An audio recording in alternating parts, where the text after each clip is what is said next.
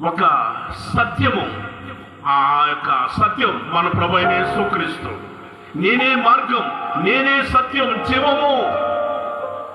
సత్యమైన యేసయ్య ఆయన తెలియచేశాడు, మీరు నా వాక్యమందు నిలిచిన వారైతే మీరు సత్యాన్ని గ్రహిస్తారు, అప్పుడు సత్యం మిమ్మల్ని స్వతంత్రులుగా చేస్తుందని.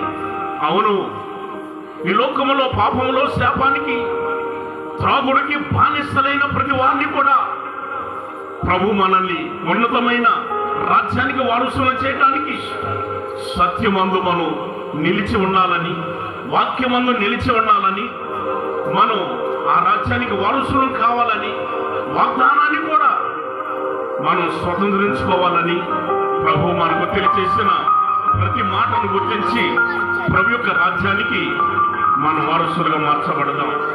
ప్రభా మీకు స్తోత్రం, ప్రభా మీకు స్తోత్రం.